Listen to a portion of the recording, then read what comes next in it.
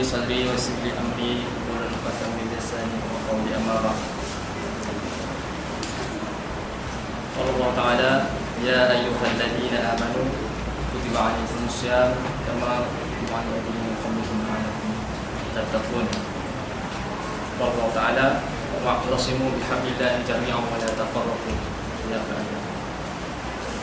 Namanya dah banyak lewat daripada timeline yang asal.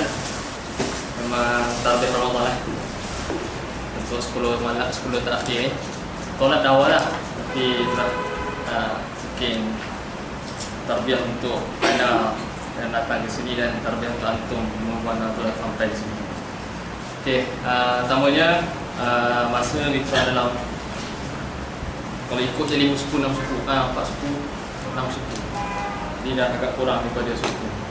Jadi kemungkinan tak sampai sejam lah. Anda cuba menghabiskan tak sampai sejam. Baik, berkenaan dengan kitab Jilun Nasr Mansyur. Pertamanya kitab ni tak ada. Anda dah cari kat dia, tak ada. Jadi berdasarkan kitab terjemahan yang ada dikeluarkan lah. Yang kitab terjemahan dikeluarkan. Jadi anda keluarkan kitab terjemahan tersebut dan buat ringkasan. Jadi ringkasan ni pun bersiap pagi tadi. Sambil-sambil. Jadi lebih kurang sama GC, tak dari jauh beza. Yang isi daripada yang kitab Arab ni dan juga kitab dan juga yang terjemahan Melayu dan juga anda punya ringkasan. Baik. Kitab ni dia sebut sedikit, dia menceritakan berkenaan dengan generasi. Bila sebut generasi, satu perkara yang kita kena faham, generasi ni adalah satu perkara yang dia akan diwarisi. Generasi ni lebih mudah untuk kita fahami, maksudnya dia akan diwarisi. Seperti mana orang pernah sebut, generasi akan datang, generasi sekarang, generasi terdahulu. Sebut generasi ni, maksudnya generasi tu akan mewarisi sifat dia. Jadi dalam kitab Jilun Nasr Mansyur ni lebih mengetengahkan ataupun lebih membicarakan berkenaan dengan bagaimana pembentukan generasi, bagaimana nak dapat generasi yang dijanjikan oleh Allah SWT, bagaimana nak mendapat, nak membina ataupun nak menumbuhkan ataupun melahirkan satu gagasan generasi yang mana generasi tersebut mampu untuk membentangkan Islam. Kalau kita tengok dalam ringkasan yang anda buat ni, sedikit lah ringkasan yang anda buat, dalam pendahuluan tu disebut kena impian untuk mengembalikan khilafah Islamiah. Selepas jatuhnya khilafah Islamiah, maka bermula pada saat itu kita terus memperjuangkan untuk mengembalikan balik khilafah Islamiah. Jadi antara aset ataupun antara tunjang untuk mengembalikan khilafah Islamiah ini ialah di kalangan pemuda, ataupun di kalangan generasi muda, ataupun di kalangan anak muda, ataupun di kalangan syabab, ataupun di kalangan fatayat. Sama je apa istilah pun, ataupun di kalangan remaja. Itu paling mudah. Jadi itu disebab itu yang inilah antara satu sebab penekanan kitab ini menyebut supaya mengingatkan kita bahawa untuk mengembalikan khilafah Islamiah ini terpundak pada generasi yang akan datang dan tugasnya bermula pada generasi sekarang. Baik, kalau kita tengok dalam kitab ini ada beberapa tajuk lah, tajuk yang utama. Baik, yang pertama dia menceritakan berkenaan dengan tunjang kekuatan umat Islam, iaitu tunjang kekuatan umat ini dengan Islam. Makna kata, sekiranya umat ini ataupun umat akhir zaman mengamalkan daripada Islam, mana mungkin dia akan dapat mengembalikan kesatuan telah terbina satu persatu ketika dahulu. Kalau tengok dalam ringkasan yang buat ni, kedatangan Islam menjadikan umat ini mampu membezakan antara cahaya dan kegelapan, antara kilauan kaca dan permata. Tarikan Islam mampu merungkai belenggu paradigma umat ini daripada terus diracuni dengan keyakinan songsang kepada keyakinan teguh kepada Allah SWT, Maha berkuasa mengatur segalanya. Kalau kita tengok, kita boleh lihat daripada sejarah-sejarah sebelum-sebelum ini, ataupun kita boleh lihat realiti sekarang. Adakah kita melihat selain pada Islam mampu untuk membina kesatuan? Kita tengok fahaman-fahaman etis, kita tengok bagaimana cara-cara hidup barat. Berpusing macam mana sekalipun, last sekali kita tengok Islam yang terbaik. Jadi sekiranya umat ini ataupun sekiranya generasi hari ini tidak menggunakan ataupun tidak memegang Islam dengan sebaik yang mungkin, maka itulah salah satu kekuatan ataupun salah satu tunjang yang akan membawa generasi ini mengembalikan khilafah Islamiah akan terlambat. Dalam kitab ini sebut roh. Dalam kitab ini sebut roh umat ini. Roh umat Islam. Mana kata sekiranya tak ada roh, maka umat Islam, umat hari ini akan terpesong dan tidak mampu untuk bergerak dan bertindak selagi yang mungkin. Baik, dalam bab ini juga disebut kepentingan mengembangkan Islam bukan satu keputusan. Maknanya bukan satu benda sandaran, tapi satu kepentingan dan satu keutamaan untuk diamalkan. Kalau kita tengok hari ini, ada kelompok yang mana dia menganggap Islam ini hanya sudut ibadat sahaja. Dari sudut benda lain bukan kita ambil Islam. Itu satu fahaman yang salah. Bila kita ambil Islam, semua daripada kita bangun tidur sehingga kita tidur kembali, semua berlaku orang ikut tersebut dalam acuan Islam. Sebab tu dalam Al-Quran sebut sifat Allah, wa man ahsanu nasibah. Celupan Allah sebagai celupan Allah SWT. Jadi celupan Allah itu apa? Inna dina minal Islam. Agama di sisi Allah SWT itu Islam. Tapi sekiranya kita tak mengambil Islam, maka implikasinya ataupun kesannya kita boleh lihat sendiri. Bagaimana hari ini berlakunya masalah-masalah sosial, masalah-masalah berlakunya masalah buang anak, berlakunya masalah ketagihan dadah dan sebagainya. Sebab apa? Dia tidak mengamalkan Islam yang sebaik mungkin. Dalam Islam sendiri kita tengok bagaimana pengharaman Arab, bukan sebab apa? Daripada Arab sendiri akan berlakunya perkara-perkara mungkar yang lain, akan berlakunya zina, akan berlakunya macam-macam lagi daripada keadaan asal itu mabuk. Okey, baik. Seterusnya, dalam kitab juga ada disebutkan berkaitan dengan punca masalah. Hari ini masalah berlaku di kalangan umat Islam ialah kerana manusia ini ba'dal musyakkilatina al-kubra, antara punca permasalahan besar. Apa dia? Punca permasalahan besar ialah umat Islam hari ini hilang identiti, konflik identiti. Dia tak tahu mana diri yang sebenar, dia tak tahu Islam yang sebenar macam mana. Dia tak tahu adakah dia Islam ataupun dia ni kafir, ataupun dia ni nama dia Islam tapi tak ada pengamalan Islam dalam kehidupan dia. Hari ini kita melihat bagaimana ini lebih mudah diterima dengan keadaan ialah serangan pemikiran. Serangan pemikiran ini lebih mudah. Maksudnya hari ini kita tengok bagaimana umat Islam dihilangkan 3 perkara, 3S: seks, sport dan songs. 3 perkara ini jelas memudahkan untuk memesong kaum Islam.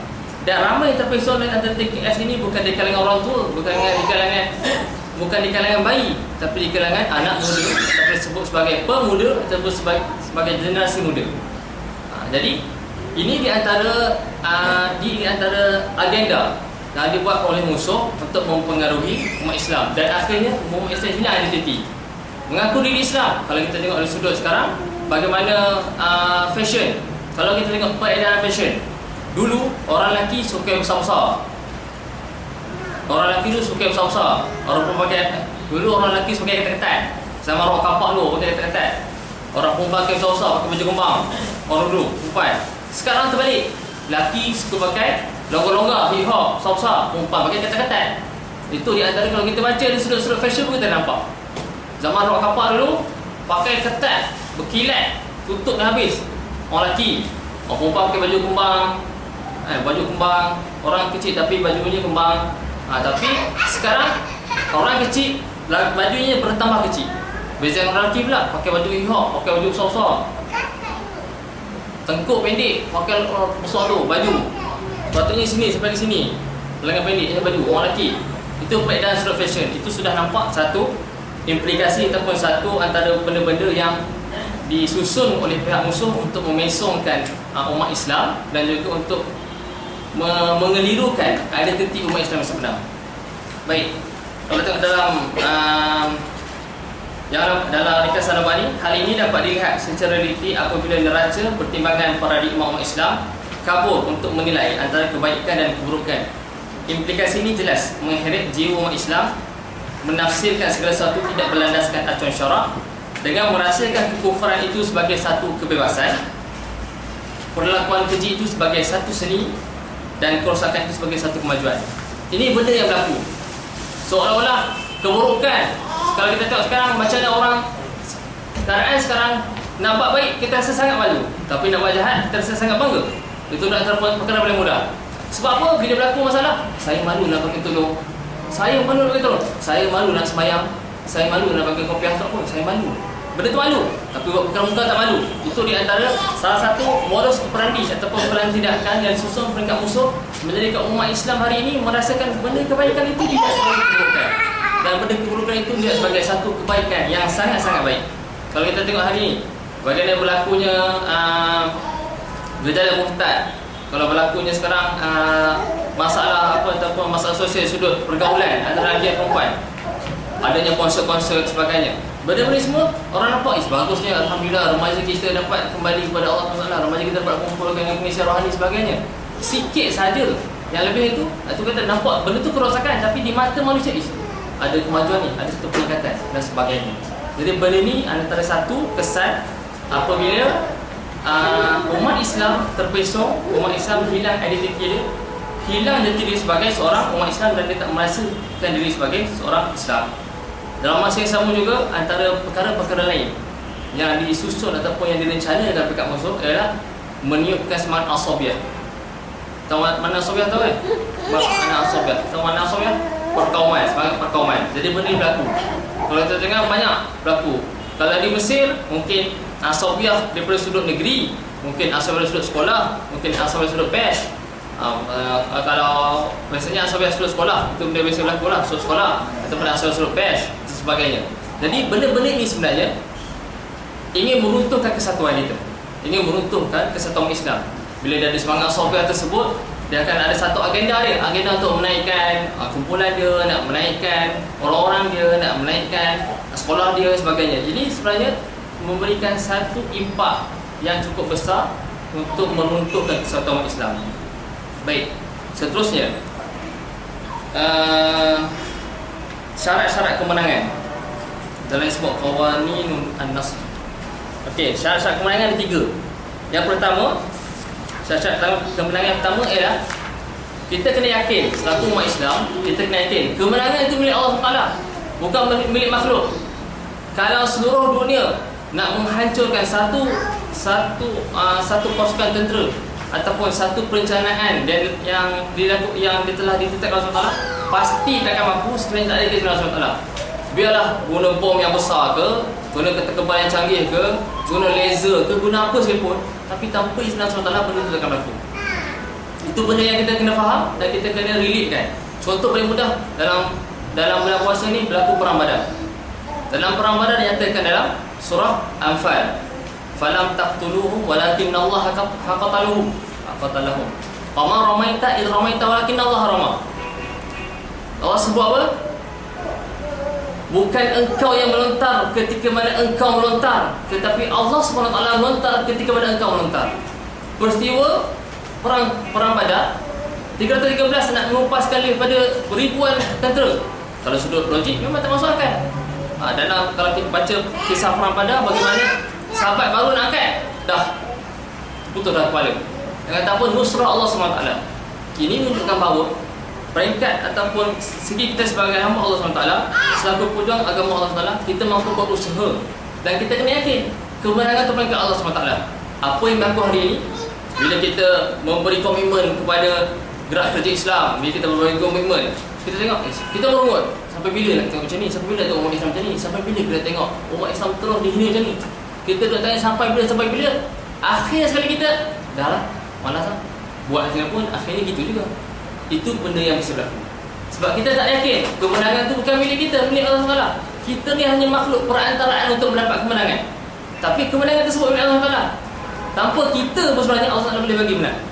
Tanpa kita pun, kita tak, kalau tak ada kita pun Allah boleh menang. Sebab tu disebutkan Islam tidak memerlukan kita, tapi kita berhajat pada Islam. Tapi kalau kita tak nak Islam, Allah akan gantikan orang lain untuk bantu Islam. Jadi siapa yang rugi? Islam tak rugi, yang rugi kita.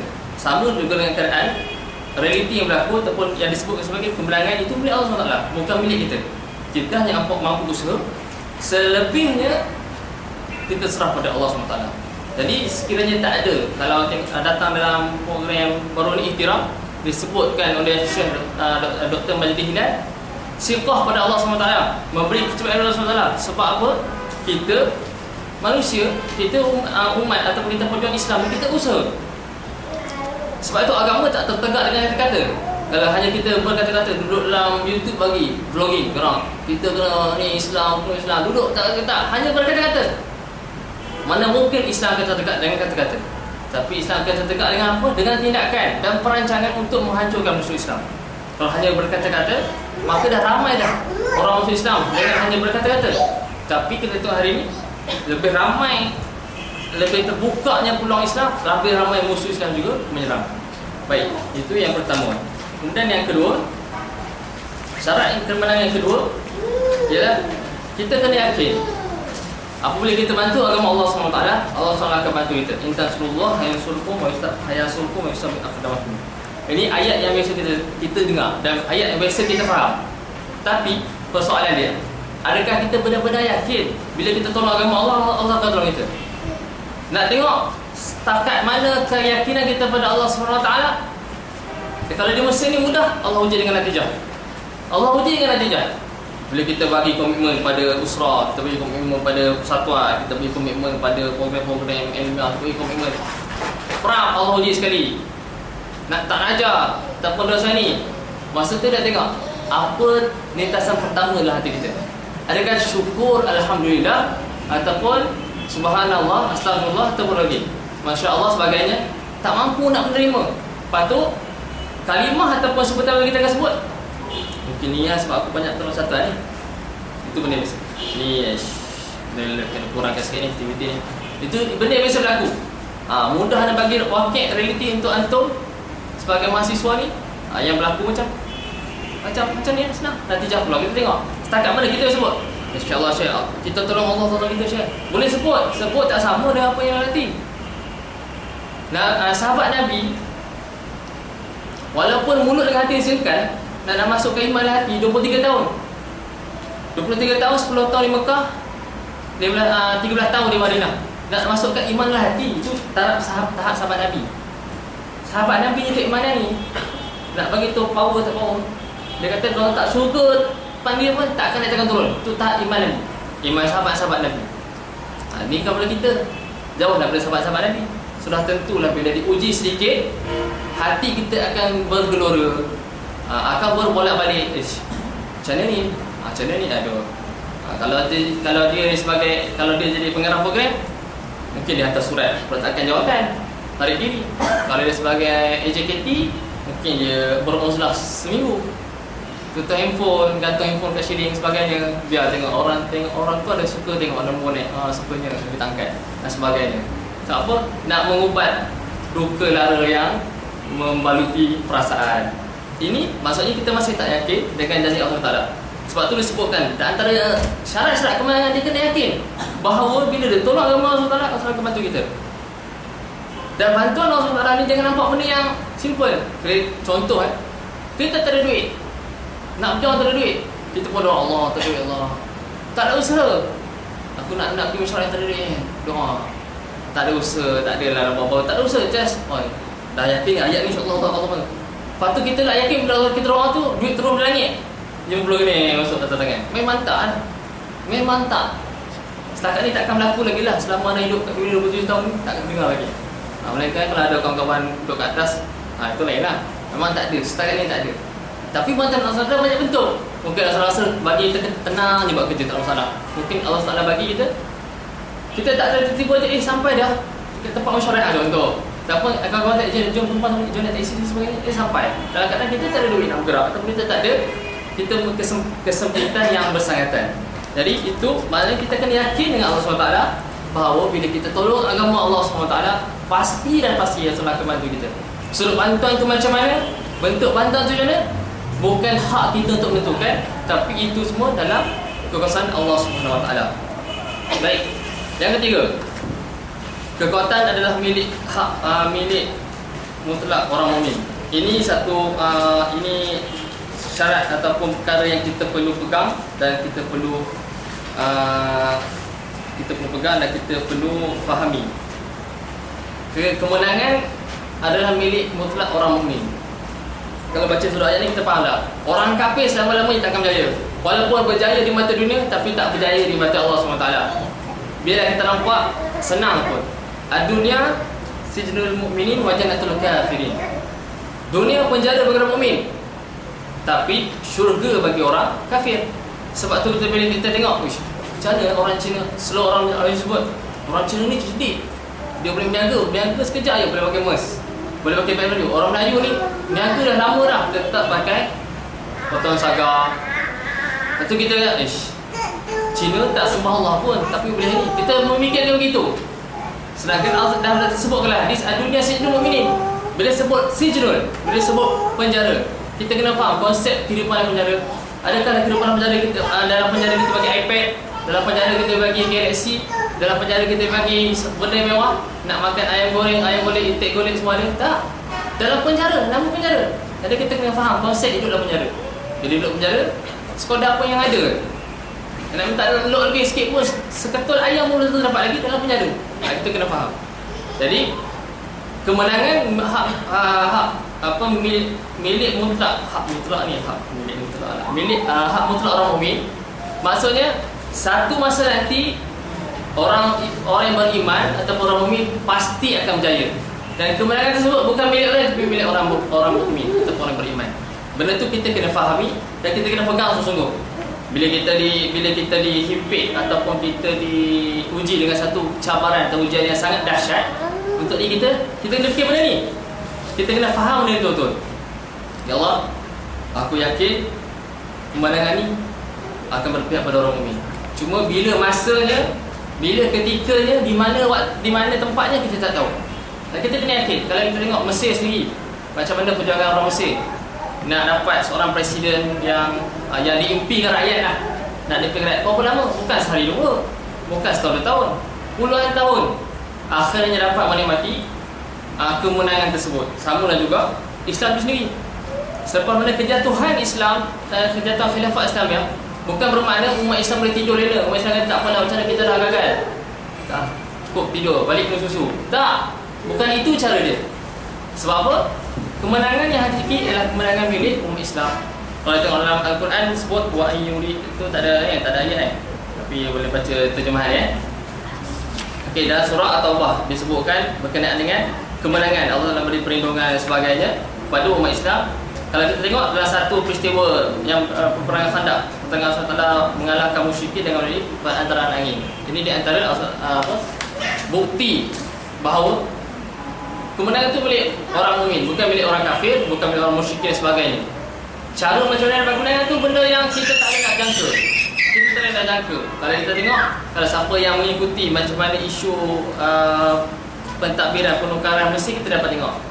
Isu sikit je, asal sikit je, tapi cetusan dan semangat hamasah pemuda Syabab ni akhirnya dapat menukarkan satu kerajaan, dapat menukarkan satu negara diktator yang selama ini menzalimi rakyat. Okey. Itu 3 prasyarat untuk mendapat kemenangan. Baik, seterusnya kalau dalam kitab ni tajuknya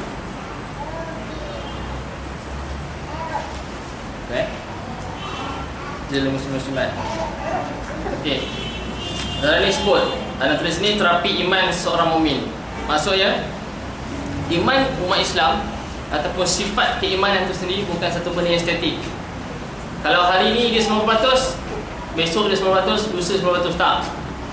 Iman ni yazid wa yanqus, bertambah dan berkurang.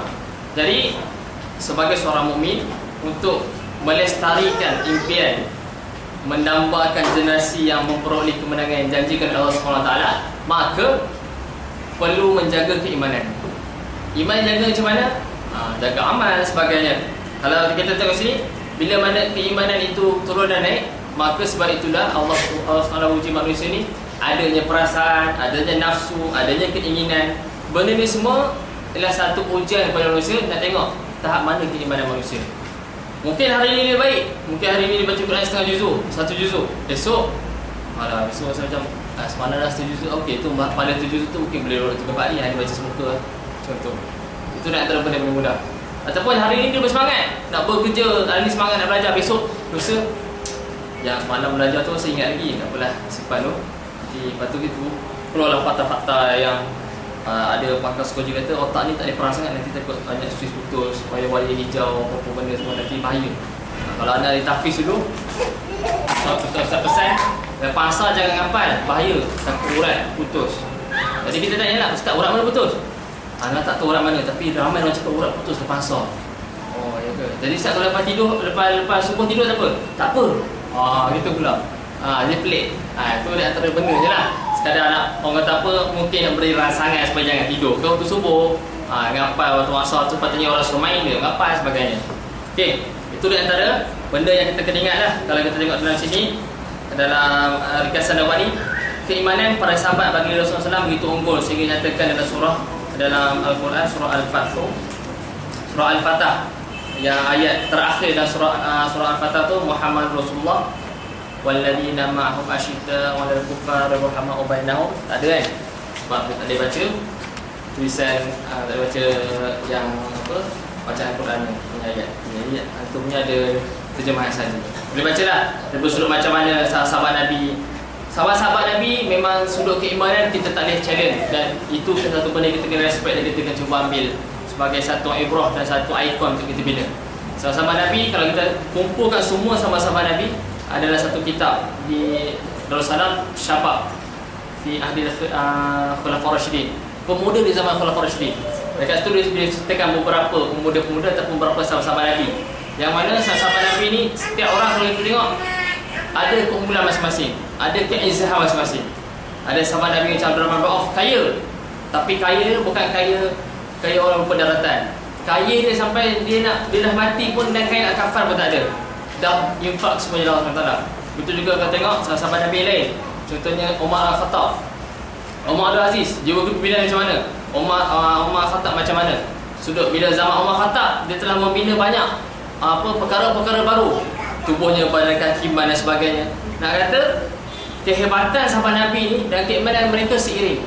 Ada orang hari ni dia okey, esok tak okey, lusa okey, tulat tak okey sebagainya. Tapi keimanan para sahabat ni, sebab tu yang macam anda sebutkan tadi, bila letakkan syurga kat depan dia orang, iman letakkan kat depan dia dah tahap tinggi dah. Kita belum tentu lagi. Itu maknanya pemeliharaan atau penjagaan iman tu sangat penting bagi menjana generasi yang mendapat kemenangan. Mana mungkin kita akan dapat kemenangan sekiranya iman kita tak cukup kuat. Hari ini kita boleh rasa sangat selesa bila kita diuji dengan benda yang sangat sukar. Contoh, ujian yang paling pedih bukan ujian ketika mana kita kesempitan, tapi ketika mana kita kesenangan. Itu ujian yang sangat-sangat bahaya. Kalau kita sempit, insya-Allah kita akan Allah Taala. Kita sakit, Allah sakit. Kita tak ada duit, ingat Allah Taala. Siapa kita dalam keadaan sempit, Allah. Memang kita akan ingat Allah Taala.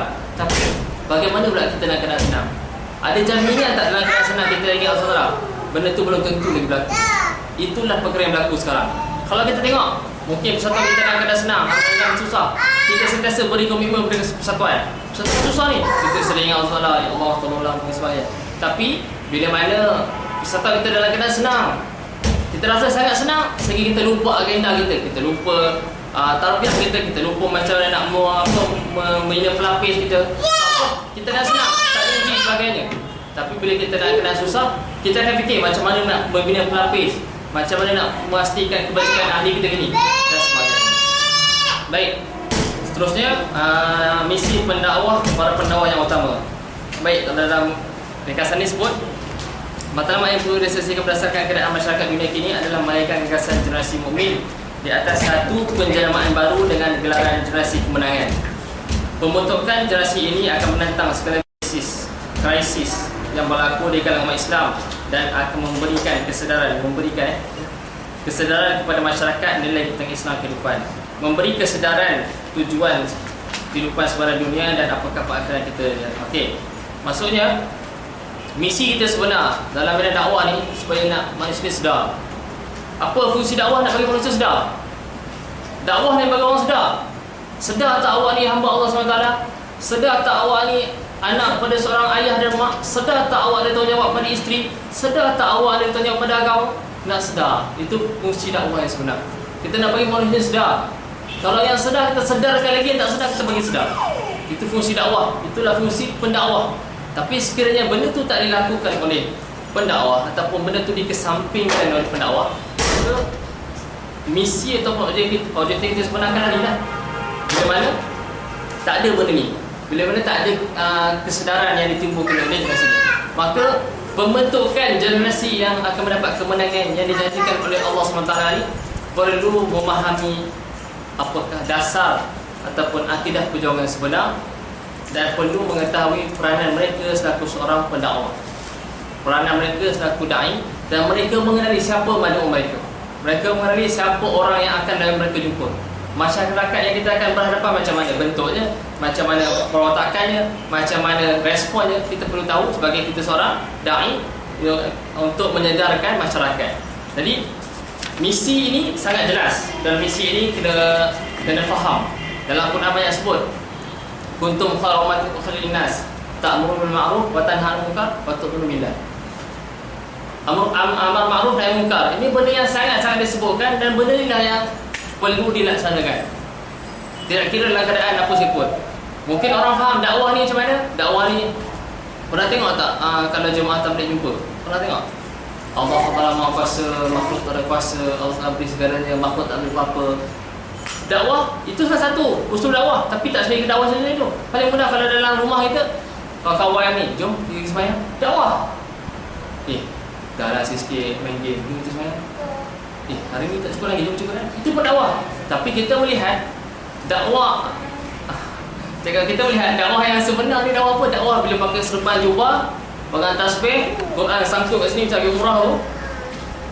Pergi jumpa orang, subhanallah, Ustaz, jom kita sembahyang, sembahyang. Ada gitu. Tak, bukan itu maksudnya tak dakwah, itu dakwah. Tapi tak semestinya kalau kita mengklasifikasikan itu sebagai seorang pendakwah, maka bimbang-bimbang orang akan nampak Islam ni sangat-sangat kolot. Sedangkan Islam ni sangat-sangat sempurna dan sangat-sangat simple dan mudah digunakan dan mudah diamalkan semua lapisan orang. Sebab bila kita berfikiran begitu, maka kita akan memayahkan orang untuk menerima Islam sendiri. Ini benda yang biasa berlaku. Kalau kita tengok, bila sebut dakwah, orang akan faham, oh dakwah, kalau kita dah jemaah tabligh lah. Itu pertama, kita dah jemaah tabligh dah, cukup dah jemaah tabligh tu dah ada. Itu yang pertama. Yang kedua, kata dakwah ni untuk ustaz. Ustaz. Dakwah ni untuk ustaz. Jadi kalau yang kami ni bukan ustaz, tak apa kot. Kami cara lain lah. Kami tak ada dakwah, kami tak dakwah, tak apa, kami ada posisi lain. Tak. Dakwah ni bukan sekadar ustaz dan ustazah, bukan sekadar orang agama. Semua terpundak. Kalau nak jadi khairul ummah, semua kena melakukan amal ma'ruf nahi munkar. Itu benda yang antum kena faham dan kena hayati betul-betul fungsi dan peranan seorang da'i.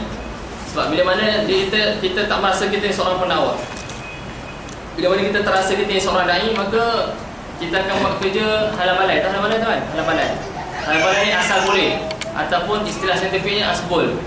Asal boleh. Anak pun belajar siapa sebut asbul. Punya asbul apa? Asal boleh. Maksudnya itu istilah saintifik. So asbul so apa? Asal boleh. Asal boleh ya. Jom nak tak nak ajak kawan. Jadi bagi nak ajak kawan pergi sembahyang asal boleh kan? Jom tak apa, nak gigi lah. Kalau yang jenis agak drastis sikit, tak apalah. Kalau kena bakar kaki pun ujung je, ibu jari je, tak apa, tak payah sembahyang.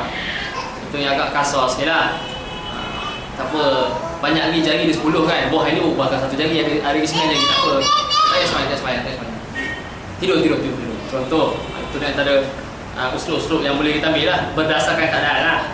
Yang bos orang itu, takut nanti kena bakar. Okey. Seterusnya, sinergi perjuangan semua lapisan. Ini lebih tajuk ataupun kalau kat sini dia sebut jilu minal bisi wal siman. Ini maksudnya peranan ini bukan hanya sekadar pada orang lelaki sahaja. Berarti dalil yang mudah orang akan keluar ar-rijal qawwamuna nisa. Lelaki ni power ni perempuan. Jadi lelaki ni kena berjuang, perempuan tak ada posisi, tak ada.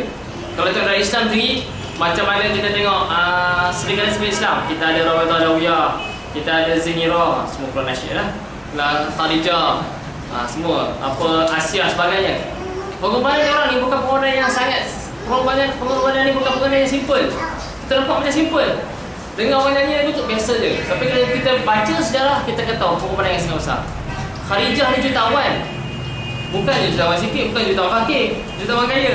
Jutawan, bukan jutawan fakir, jutawan kaya. Memang sangat jutawan. Bila dia berkahwin dengan Nabi SAW, dia bantu perjuangan Nabi. Jadi antum muslimat kena faham, akhwat kena faham. Jangan rasa tak apalah ustaz, tak apalah dia boleh cakap apa-apa, dia boleh lantang suara, boleh ceramah macam ni, kami lebih apa? Kami tak boleh apa-apa. Tak, semestinya antum, kalau nak mudahnya istilahnya, antum melahirkan generasi pemuda yang dijanjikan Allah. Tanpa antum, mana mungkin akan lahir generasi? Ikhwah tak mampu, kena ada akhwat. Itu hakikat yang antum kena terima. Fitrah manusia itu antum kena terima tu. Jadi peranan antum sebagai seorang muslimat, sebagai seorang wanita, yang rasa sangat kecil. Sebab tu dinampolkan Presiden Pemeram 2009 Usama Is. Dia sebut apa? Jiwa besar, terasi dasar. Jiwa kena besar, jangan rasa jiwa kecil. Contoh kalau kita terlibat dalam program apa semua kan, kalau kita terlibat dalam JKT pimpinan pun, alah saya pegang sukan je pun, saya pegang pendidikan je, naiklah dia pengurusi, orang kenal dia, saya ni siapa dengan saya ni pegang JK makanan ni, makanan bungkus je. Itu benda yang tak boleh kita pegang. Sebab apa? Untuk seorang nak melahirkan generasi yang power ni, dia kena rasa jiwa dia besar. Aku buat makanan ni bagi orang makan, InsyaAllah satu suap orang makan ni doa pada aku dapat dan bantu agama Allah. Dalam sejarah Pemeram boleh kita tengok 65 orang sukarelawan. Lelaki ni 65 orang pergi perang. Perempuan kadang perempuan dia buat apa? Jahit baju, derma darah. Tu di antara benda yang dia buat. Bantu. Sama lah juga antum. Jangan rasa bila dakwah ni orang lelaki dah lah perempuan. Dan orang perempuan ni antara kelompok yang mudah dapat pahala. Kelompok yang dapat pahala. Antara pahala dapat apa? Kalau dia dah kahwin lah, kalau tak kahwin lain lah. Kalau dah kahwin, suami dia keluar rumah nak berjuang, tu dia doa, tu dapat pahala untuk dia. Tu antara benda yang dapat pahala. Jangan rasa benda kecil. Ini kita rasa alah aku isteri rumah masak. Kalau yang paling mudahnya orang cakap, belajarlah doktor ke, doktorah ke, PhD ke. Dah sekali jumpa juga betul lesung. Orang kata lain jumpa betul lesung juga. Belajarlah tinggi dia, betul lesung lah teman setia anda bila habis belajar. Itu orang sebut. Begitu ke? Tak. Jiwa besar yang sahabat, jiwa besar kita rasa dia sangat berperanan untuk Islam. Kira-kira tak pernah posisi. So apa? Kena ingat, bila jiwa kita besar, dasar kita juga besar. Dasar kita apa? Dasar kita Al-Quran Sunnah. Bukan dasar kita untuk kepentingan peribadi, bukan dasar kita kepentingan diri sendiri, bukan dasar kita untuk dapat Ferrari, tak. Dasar kita apa? Dasar kita Al-Quran dan Sunnah. Dasar sangat besar. Jadi bila dasar kita besar, jiwa kita untuk bawa dasar juga kena besar.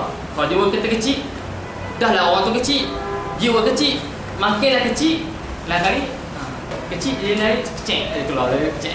Kenapa tak tahu sebab apa istilah kecil? Semua dah tahu. Betul kalau kecil ni di bawah tu dia kecil. Betul-betul ke tidak? Ataupun dia sekadar nurah ataupun uslub logat negeri. Okey. Jadi semua lapisan kena main peranan dalam dakwah ini. Dalam dakwah semua lapisan kena main peranan. Sebab itu sangat-sangat ditekankan. Jangan rasa sangat terdil. Ini paling mudah. Sebab anak ni anak cerita sikit. Wakilnya gini. Orang sebut ikhwah ni akan fikir benda yang sangat jauh, sangat besar. Akhwat ni fikir benda kecil. Contoh bila buat program, ikhwah ni fikir macam mana program kita nak bagi ahli datang yang ni. Tiba ada Ustaz. Apa dia? Ustaz, jarum nak pasang dekat banner tu. Macam ni siapa nak beli Ustaz? Itu contoh. Jadi mentaliti ikhwah kata, ni akhwat ni benda kecil ni masalah ni akhwat ni. Tapi sebenarnya cuba kita fikir balik. Ikhwah kita fikir balik. Kalau sekali buat program yang cukup besar dah, tiba-tiba hari program tu banner tak ada. Mana banner? Terus Ustaz, aku cakap dah. Keluar dah lah. Betul Ustaz, saya cakap cari jarum. Jadi, anda kata apa? Kerjasama di antara dua pihak tu kan ada. Ikhwan dan akhwat. Sebab tu jangan rasa, ikhwan jangan rasa besar. Dia pegang pengarah, dia pegang betul. Oh, kita boleh besar. Bila akhwat bagi pandangan, akhwat tak ada lain. Kuih, polistrin, tu kan. Jarum. Lepas tu yang paling kuat, kain skeleton. Tu dia fikir kan. Tak ada benda lain ke? Fikir. Jadi, jangan rasa macam tu. Sebab itu baru dalam program. Itu dalam program. Peranan dalam program. Kalau peranan dalam dakwah lebih lagi. Mungkin ikhwan dia fikir benda yang akan datang jauh. Tiba-tiba akhwat dia bagi ataupun peringkat muslimat dia bagi, Ustaz, macam mana kita nak pastikan supaya anak-anak yang kecil ni pun dapat rasa aura Islam sini? Macam mana nak buat? Itu sudah peranan orang besar. Mungkin ikhwan ni dia fikir macam mana nak dari sebelah lapis sebenarnya. Lepas tu tiba-tiba akhwat tu, Ustaz, dari sebelah lapis pun kena kahwin Ustaz. Tak ada kahwin, tak ada generasi berlapis. Ustaz kena faham tu. Akhwat tu fikir, oh betul lah. Jadi mampu tak nak realisasi impian yang nak bina, tak nak mampu ke tak nak perempuan? Tak mampu ke tak nak akhwat? Jadi penting Sebab tu kena rasa penting, kena rasa berperanan. Dan ikhwan dan akhwat kena rasa diri dia berperanan dan memperanankan diri. Orang mudah kata ada masalah konflik identiti. Konflik identiti apa? Dia ada, orang tak sedar pun. Dia tak ada pun, orang tak sedar. Maksudnya perlu tak ada, tak perlu ada pun tak apa.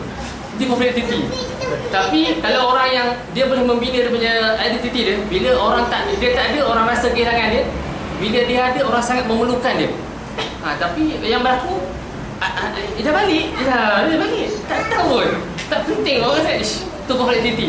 Dia ada pun tak apa, tak ada pun tak apa, tak perlu ada pun tak apa. Jadi jangan jadi golongan yang macam tu. Bila jadi golongan macam tu, rugilah. Nanti akhir sekali apa natijah dia? Mutasaqitun ala tariqid dakwah. Dia akan gugur daripada medan dakwah. Dia akan gugur daripada, dia akan tergolong dalam golongan orang yang gugur daripada medan perjuangan yang sebenar. Okey, baik. Seterusnya. Okey, ciri-ciri generasi kemenangan yang di dalam Al-Quran. Okey, ini di antara beberapa ciri-ciri generasi yang disebutkan Al-Quran. Generasi yang dijanjikan kemenangan itu disebut Al-Quran. Antara yang pertama, cinta dan kasih kepada Allah SWT dan agama Allah. Ini benda yang pertama lah. Cinta dan kasih ni maksudnya, cinta pada Allah SWT ni membatasi segala-galanya. Melangkaui segalanya. Macam dia tak boleh cinta orang lain. Allah ni lah selebih.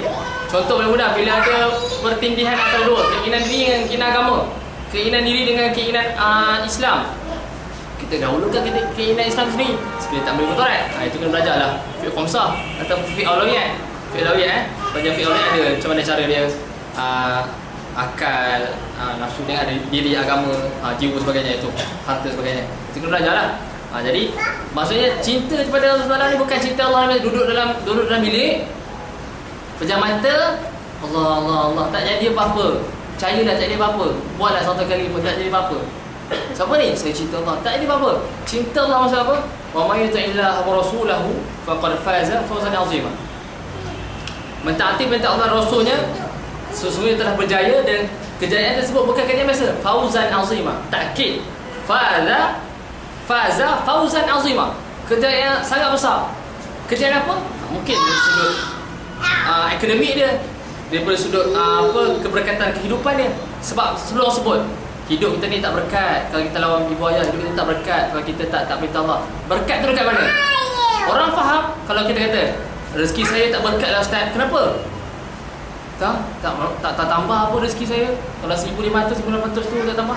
Adakah berkat itu bertambah amount dalam sudut gaji kita? Ataupun berkat tu bertambah sudut benda kita dapat? Saya rasa ni saya nak beli rambutan 1 kilo. Tiba-tiba bila balik tiba-tiba ada 2 kilo. Allah berkat hidup. Allah salah. Itu kata berkat tu apa? Berkat tu kita rasa cukup dengan apa Allah bagi. Contoh 1,500 pun kita mampu memiliki semua benda macam orang ada gaji 10,000. Kita ada anak yang soleh, kita ada kelengkapan kehidupan yang cukup, rumah yang cukup sempurna, isteri yang cukup baik, keluarga yang memahami perjuangan. Itu cukup berkat. Itu keberkatan yang sebenarnya. Tapi kita faham bila sebut berkat ni, orang faham bila sebut berkat kena tambah. Bertambah. Berkat bertambah, lepas tu rezeki kena tiba-tiba tu berkat, Allah berkatnya berkat. Cucuk duit ATM tu, Allah berkatkan rezeki aku. Perang keluar lebih 1,000, alhamdulillah barakat. Tak, itu bukan berkat yang sebenar. Kena faham sudah berkat. Kita kena faham sudah berkat. Hari ni kita nampak sudah berkat begitu. Tapi hakikatnya berkat tu apa? Berkat tu macam tu. Rasa cukup je. 1,500 alhamdulillah cukup je. Makan cukup, pakai cukup, rumah cukup, kenderaan cukup. Rasa seronok, tenang je. Tak ada hutang. Biasa paling besar tak ada hutang lah. Tak ada hutang, seronok je hidup. Tenang je. Nak berjuang pun senang. Usrah boleh ikut. Semua boleh jaga, tak ada masalah. Itu berkat yang sepatutnya kita fikirkan. Baik, yang kedua, mengetahui amalan dan tanggungjawab mereka yang sebenar. Ini yang macam saya cakap tadi, berkaitan dengan peranan dan tanggungjawab kita sebagai selaku hamba Allah SWT. Kita kena ingat, berjuang pun juga Allah jangan lupa. Itu Rasul sebut, berjuang pun juga Allah jangan lupa. Sebab apa? Dia berjuang bagus dah, tadhiyah tinggi dah, tapi ibadah kurang. Cakap gegang, bergegar. Cakap bergegar. Kalau duduk dalam kemah tu, pecah kemah plastik. Bergegar, aura dia cakap, power. Tapi ibadah tak ada. Jangan lupa benda tu. Sebab dakwah ni dia dua kaitan. Sama ada kita dengan masyarakat, kita dengan Allah SWT. Kalau kita bila tiba masalah, kenapa orang tak boleh terima Islam? Kenapa saya letih dah? Saya dah pergi semua perkara-perkara orang asli, tapi orang asli tetap je orang asli juga. Dia tak boleh terima. Kenapa Ustaz? Kenapa? Kita pergi balik. Ustaz, macam mana suruh ni? Alhamdulillah Ustaz, saya ni Ustaz, kitab tu Ustaz, hadis ni saya dah hafal dah. Kalau orang tanya hukum ni, dalil ni, saya boleh jawab dah. Ustaz, semayang subuh ke? Subuh. Alhamdulillah subuh sebab saya sekali jamak dengan Isra. Duha sama sekali, contoh. Itu amalan paling mudah. Ustaz baca Quran Ustaz? Baca Quran. Alhamdulillah baca 5 waktu Fatihah dan semayang. Itu pejuang bukan macam tu. Pejuang agama Allah kalau cakap baca Quran dan semayang, tak nama pejuang. Itu tak nama pejuang. Pejuang kena baca Quran. Kena yakin Allah baca Quran. Kalau setakat nak cakap kemas, kalau orang tak apa yang cakap kemas, apa tak? Kan? Cakap kemarah orang-orang tapi tak ada apa-apa. Jadi kena ubahlah. Jadi kita selaku antara ciri-ciri generasi yang nak kemenangan yang menjadi kawasan Allah ni apa? Antaranya kena tahu peranan dan tanggungjawab dia sebagai hamba Allah Taala. Dan kita kena ingat, kita ada tanggungjawab. Tanggungjawab pada diri sendiri, tanggungjawab pada keluarga, tanggungjawab pada pelajaran. Semua benda ni tanggungjawab. Dan kita jangan abaikan mana-mana tanggungjawab kita. Kalau kita selaku kepimpinan, kita jangan abaikan tanggungjawab kita sebagai kepimpinan. Kalau kita sebagai anak, jangan abaikan tanggungjawab kita sebagai seorang anak. Ini biasa berlaku. Kalau kita mahasiswa, biasa berlaku apa? Nak periksa ni beruzlah. Dan kita yakin apa yang aku belajar ni, inilah akan menentukan hari tujuh kehidupan dan natijah aku nanti. Tapi kita lupa doa mak ayah kita. Itu biasa berlaku. Kita lupa mak ayah kita. Itu penting. Kita tunjuk pada anak. Kalau kita sebagai anak, tunjuk pada mak ayah kena ada. Telefon. Mak, macam ni mak doa mak ni nak. Mak doa lah nak berjuang ni. Doa lah sikit mak. Mak tak apa-apa doa mak cukup begini. Itu cukup. Kita kena tahu. Itu sebab kadang-kadang kita rasa hilang tanggungjawab. Kita rasa kita nak berjuang cukup dah. Yang lain tak perlu. Tak. Kita kena faham sudut tanggungjawab. Okey. Seterusnya yang ketiga, membenarkan setiap percakapan dan tindakan mereka. Ini lebih kepada setiap apa yang dilafazkan perlu dilaksanakan. Kita dah berjanji, kita dah beriltizam, dah bertekad, selagi mana aku hidup, selagi ni aku akan menginfakkan di jalan Allah SWT. Infak macam mana? Terpulang pada kita nak menentukan macam mana. Yang penting kita kena rasa diri kita ini ada sumbangan kepada Islam. Tak banyak, sikit. Tapi kalau kita tak ada sumbangan Islam, kita kena muhasabah diri kita. Bimbang-bimbang, kalau kita tak ada satu semangat kepada Islam, hati kita dengan Islam satu makin hari makin luntur dan akhirnya kita tak akan rasa tanggungjawab untuk mempertahankan Islam. Itu paling mudah. Yang paling simple, bila mana berlakunya kerosakan umat Islam, berlakunya kerosakan akhlak pemati kita kena tegur. Itu paling mudah. Kita kena rasa tanggungjawab kita. Itu paling mudah dan perlu kita buat. Contoh kalau tak ada sangat, kita tengok macam mana kali ni sekarang ni berlaku isu global, Rohingya, Burma. Kita tak mampu dah apa. Doa itu pun kita kena buat. Doa kita itu sebagai satu senjata, sebagai satu semangat untuk Islam. Doa silahul mukminin, doa itu senjata pada orang mukmin. Doa. Kalau kita tengok orang takut ke doa sebenarnya. Cuma kita tak rasa doa itu sangat penting. Dan kita faham doa ni bahasa Arab. Itu benda biasa. Sebut doa ni, Ustaz, doa pun ada lah. Alhamdulillah alamin, semua doa. Sedangkan doa ni lintasan hati kita. Kalau kita, ya Allah, mudah hidup ya Allah. Benda mudah. Kena belajar lah, kena belajar. Tak sebenarnya doa ni kena bahasa Arab, tak. Apa yang cerita kita nak minta orang lain, kita minta. Allah berbeza dengan makhluk, berbeza dengan manusia. Manusia, kita boleh minta 2 kali je, paling kuat. Awak senap pinjam duit, berapa? 1,000. Tak apa, awak BFF saya bagi kat awak 1,000. Awak senang pinjam 500. Okey, tak apa. Maksud dia, awak nak pinjam air. Saya bukan penggara. Cakap kali nak pinjam. Tapi Allah SWT, lagi bila kita minta kat dia, lagi dia rampak kita, lagi dia seronok. Lagi kita minta, lagi dia seronok. Berbeza dengan makhluk. Itu perbezaan dan itu benda yang kita kena faham. Itu benda yang kita kena faham. Berbeza manusia dengan Allah SWT. Dan siapa yang kita minta? Allah berbanding makhluk. Itu benda yang antum kena faham. Okey, seterusnya yang keempat, mengorbankan segalanya demi perjuangan Islam. Okey, ini biasalah menginfakkan diri pada Allah Taala, berjuang untuk Allah Taala ni. Banyak keadaan dan banyak situasi. Okey. Masa depan ada apa ni? 7, 6, 20. Baik, mengorbankan segalanya untuk demi perjuangan agama Allah SWT. Bila masuk korban ini, maka kita kena faham masuk korban, bukan hanya korban. Korban kat sini maksudnya kita kena menginfakkan ataupun mengorbankan benda. Dan korban ni, banyak orang korban ni benda picisan ataupun mudahnya, contoh nak berkorban tak? Nak. Okey, awak nak infak apa? Saya nak infak ni, laptop ni saya dah lama pakai, saya tak pakai dah kot. Sebenarnya infak yang paling berharga, infak benda kita sayang. Yang kita sayang tu sangat-sangat berharga. Contoh hari ni beli iPad, tiba ni ada orang berumah nak iPad nak ambil. Itu power lah. Tapi nak iPad, orang rumah tu pakai iPad ke? Tanya balik. Contoh sebagainya lah. Infak ni benda yang kita sangat sayang. Dan bila disebut korban, kita jangan nampak korban ni hanya material. Agama, dia bukan hanya memerlukan pekerja, tapi dia memerlukan pemikir. Bekerja semua boleh bekerja. Siapa nak berjuang? Allah SWT dengan semua boleh berjuang. Tapi siapa nak memikir? Tak ada orang. Boleh tak nak menggerakkan pekerja tanpa ada pemikir? Tak boleh. Contoh paling mudah, kalau kita program, kita ada ad hoc. Sebelum terbentuknya ad hoc tersebut, sebelum terbentuknya kertas kerja tersebut, ada tak pemikir dalam kerja? Ada pemikir. Baru tersedianya kertas kerja, baru tersusunnya organisasi.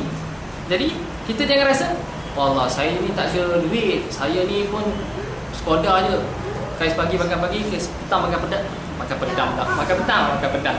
Makan petang. Sebab apa ni? Bibir kering. Poster. Tak poster. Kata. Jadi dia kata, saya ni tak boleh buat apa-apa lah. Saya rasa saya ni memang tak guna dalam Islam, saya tak buat apa. Dia salah. Apa?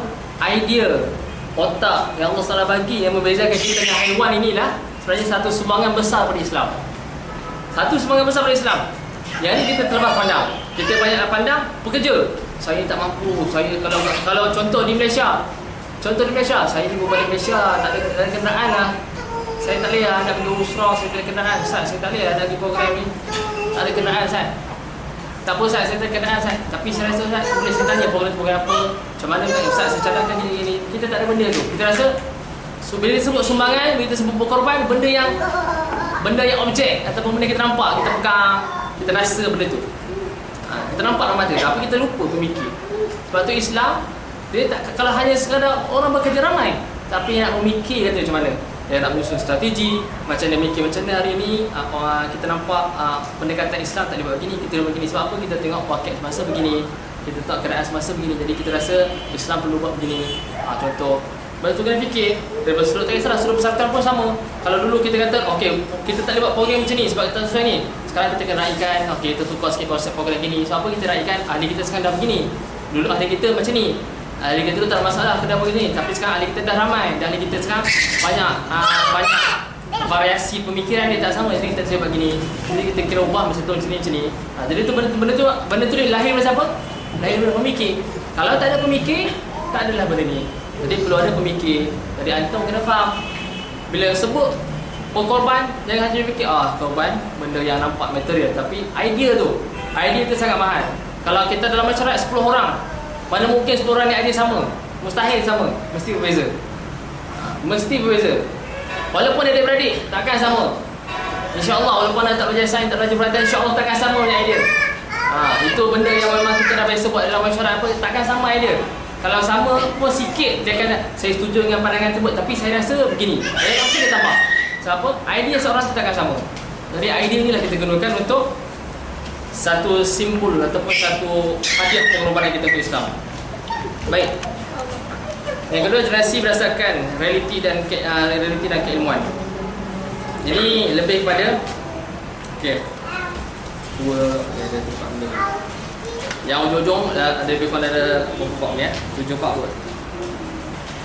Anda rangkulkan 7 bab ni dia lebih kepada nak memikirkan. Contoh, generasi kita nak dapat kemenangan ni, kita tak boleh kerja seorang-seorang. Tak boleh bekerja seorang-seorang. Maksudnya tak boleh bergerak seorang-seorang. Mampu ke kita nak bergerak seorang, kita saya ni saya mampu mesyuarat untuk diri saya sendiri, maka saya tak mustahil akan jadi itu, dan kita perlu sokongan dan dukungan pada orang lain. Maknanya kita kena bergerak secara kolektif dan bergerak secara beramai-ramai. Tak boleh bergerak seorang. Maknanya bergerak secara berjemaah, tak bergerak seorang. Itu pertama. Yang kedua, kita nak berjaya ataupun kita nak mendapat kemenangan, kita kena ada ilmu. Kita kena ada ilmu dan kita kena saqafah, kita kena pengetahuan. Kalau sekarang kita seorang pejuang kosong, orang tak nampak keizahan tersebut, tak nampak credibility tersebut. Sebab apa? Alah, berjuang je lebih. Apa hukum pun tak tahu. Berjuang je lebih. Quran pun baca sangkut.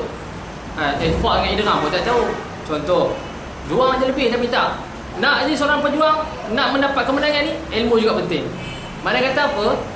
Kita kena belajar.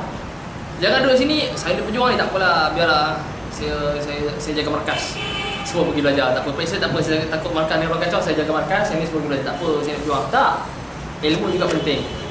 Sebab bila ilmu kita tak ada, kita akan difitnah dan satu liability besar kepada satuan, kepada jemaah dan sebagainya, pada Islam terutamanya, menjadi satu fitnah cukup besar pada Islam. Tengok orang Islam cakap dia lebih kemah, apa pun tak. Masuk you tak habis, SPM paper tak cukup paper, betul gitu kan. Semua biar itu benda yang kita kena faham, dan itu menunjukkan bahawa kita perlu ada ilmu. Maksudnya kita kena belajar. Berjuang, belajar, kita kena belajar. Itu yang pertama. Yang kedua. Yang ketiga, kita kena biasakan diri dalam keadaan realiti dan waqi'i tersebut ataupun keadaan semasa. Contoh, kita sebagai doktor, kita biasa sebut istilah-istilah yang pelik-pelik kan. Contoh apa boleh istilah pelik-pelik. Kita kena cuba biasakan. Contoh, kita dah biasa dengan perkataan doktor-doktor. Kita kena sebut cik, makcik ataupun adik. Kita kena biasakan dengan kita sebut. Biasa anda cerita, kadang-kadang pelajar kita ni dah biasa mad'u dia ustaz, ustazah, doktor, doktorah. Doktor-doktor.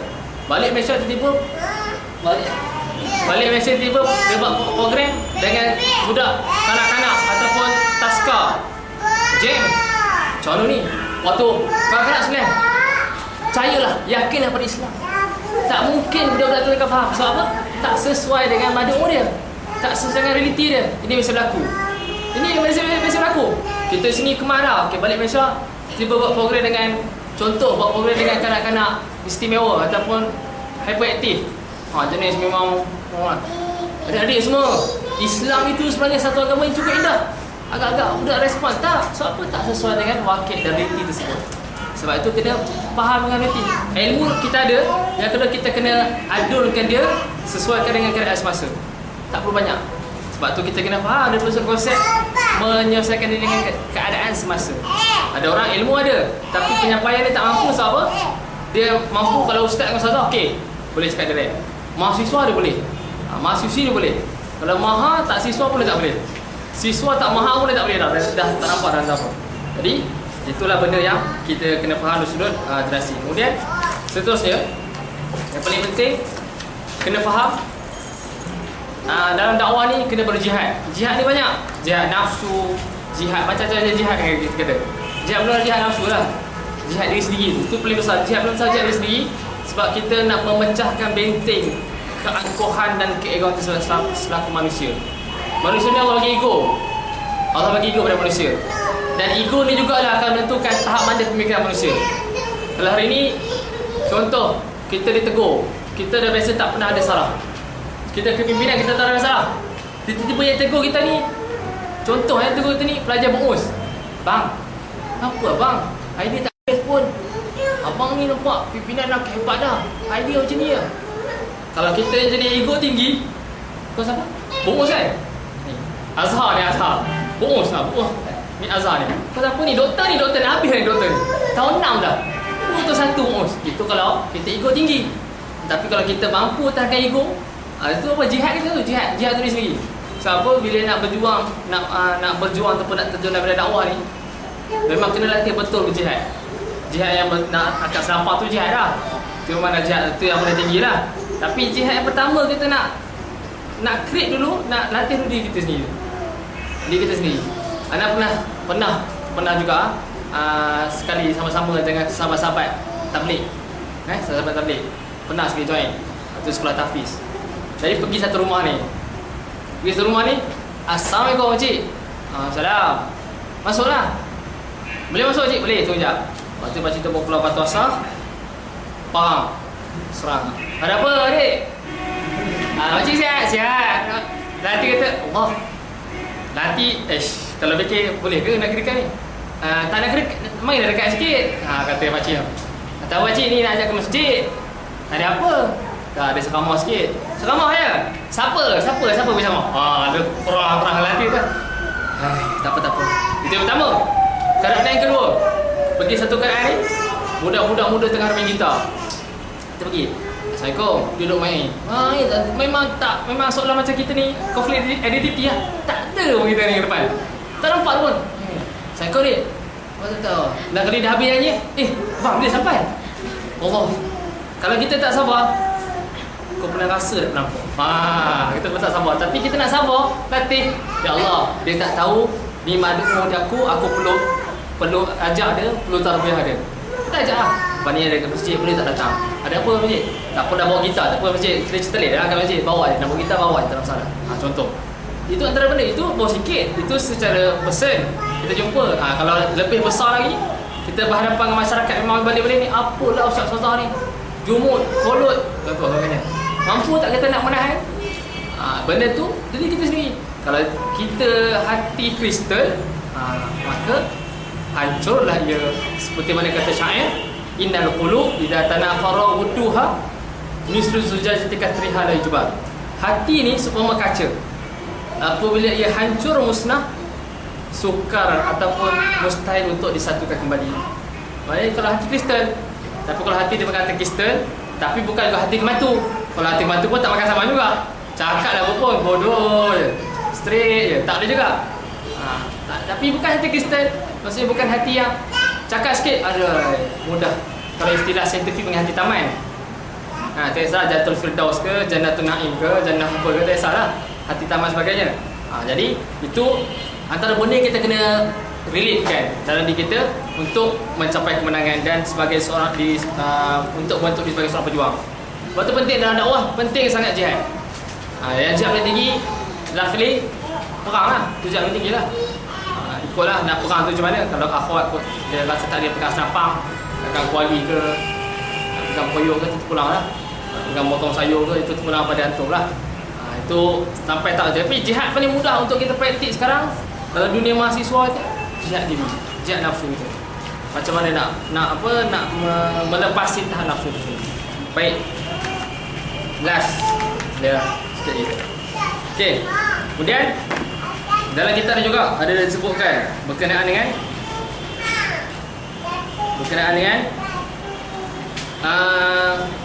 bila kita berjihad atau kita berdakwah, kita ni akan dilihat sebagai orang yang asing.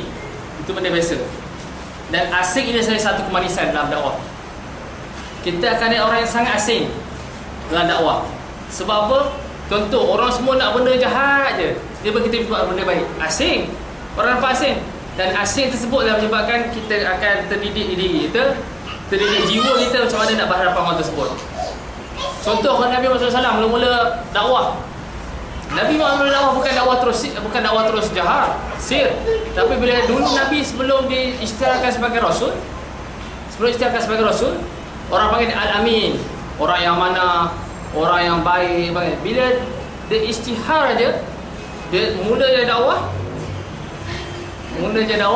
maka dia digelar Al-Majnun. Dia orang gila sebagainya. Sebab apa? Itu baru sikit, itu tahap Nabi. Itu tahap Nabi Muhammad SAW. Kalau Nabi macam tu, kita lebih lagi kena uji. Kalau Nabi macam tu, kita lebih lagi kena uji. Sebab tu orang sebut, da'i ni, hati dia kena lautan. Laut ni, baliklah apa pun. Orang baling tong gas ke, baling apa, tuang minyak ke, baliklah apa dalam laut, dia tak pernah bantah. Dia terima. Itu hati lautan sebagai da'i. Hati da'i kena lautan lah. Hati seorang da'i kena lautan. Kalau hati seorang da'i kolam, tak lama lah, tak mampu nak menampung banyak tekanan, dan akhirnya dia akan futur. Bila futur, dia akan royok, hilang daripada alam realiti. Itu benda yang biasa berlaku. Sebab itu diajar ataupun pejuang ni, ataupun orang yang berjuang masalah ni, diajar untuk memahami satu perkara dinamanya sebagai menyerap tekanan. Bukan membidas tekanan atau menyerap tekanan. Orang bagilah, cakaplah apa pun, InsyaAllah ini satu tarbiyah untuk aku akan kubah. Cakaplah apa pun, InsyaAllah ini satu cabaran untuk kubah. Tapi kalau cakap apa pun, tunduk layu, kata pertukulan layu di tasik malu. Tunduk Allah dah lepas tu hati pun sikit-sikit apalah. Tak apalah kata tu, saya tak buat lagi lah. Saya tak apalah, saya tak apalah lari lah. Sebab tu kena belajar untuk menyerap tekanan. Sebab kalau kita tengok sekarang, realiti dunia sekarang, kita tengok macam mana bila orang nak berjuang, bila mana Islam mula nak berkembang. Lagi berkembangnya Islam, lagi banyaklah musuh Islam akan datang. Lagi banyak berkurang pada musuh Islam untuk akan menyerang. Jadi kita selaku orang yang diberikan kefahaman bagaimana untuk mengaplikasikan Islam, bagaimana untuk memahami Islam, kita kena faham dan kita perlu menyerap tekanan.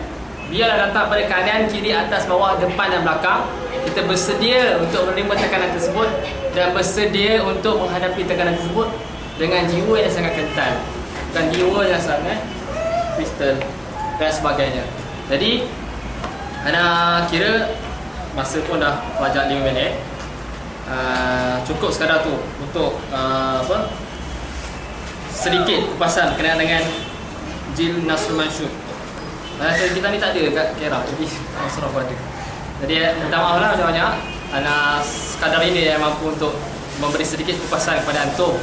Harap moga-moga sedikit perkongsian tersebut dapat memberi satu impak yang cukup besar pada antum semua untuk memahami Islam dan berjuang kerana Allah SWT. Sekiranya kita berjuang kerana makhluk, maka makhluklah yang kita dapat. Tapi bila kita berjuang kerana Allah SWT, maka redha Allah SWT, rahmat Allah SWT akan sentiasa mengelilingi kehidupan kita dan kita akan sentiasa diberi berkat dan rahmat daripada Allah SWT. Jadi anak kira itu saja untuk